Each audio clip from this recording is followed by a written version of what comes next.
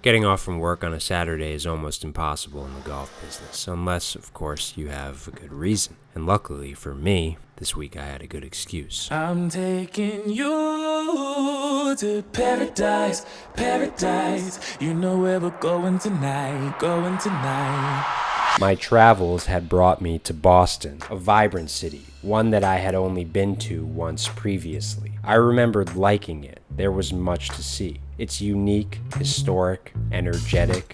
It kind of feels like a gathering place for any ambitious young adult fresh in their 20s looking to make their mark on the world. But our golf would not be played in Cambridge, so we traveled south 30 minutes to Hingham, a town right off the Massachusetts Bay. First settled in 1633, Hingham is a small, quaint town, one in which we had no time to explore, although we ate at Star's Diner and spent a few minutes at the World's End Reservation. I would recommend them both if you ever find yourself in town.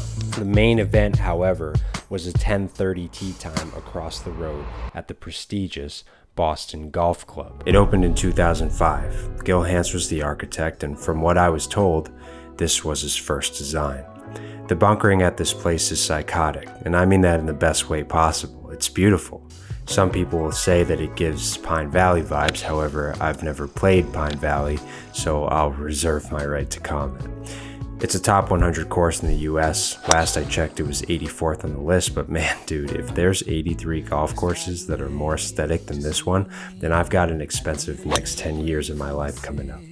The topography adds to the experience, up and down, elevated greens and tees. You have to hit shots, as they say. Actually, a direct quote from Golf Digest here says the dramatic coastal topography with gashes of unsullied sand were massaged by architect Gil Hanse.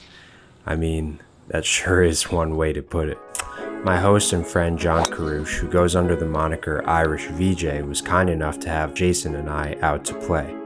We've got like 305 carry, so we've really got to light it on fire. Irish is a well-known entity in the cotier of South Florida mini tour golf due to his deep-seated passion for the game and eccentric style. A lot of people credit Camillo for the getting down on the ground to read the putts, but I actually invented it in 1994.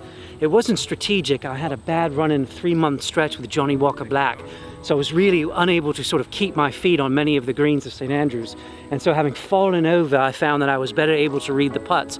And that was the first time I shot 67 at St. Andrews. And I don't remember it, but I do have the card, and it was signed by a fine gentleman. And, that's how the style was born.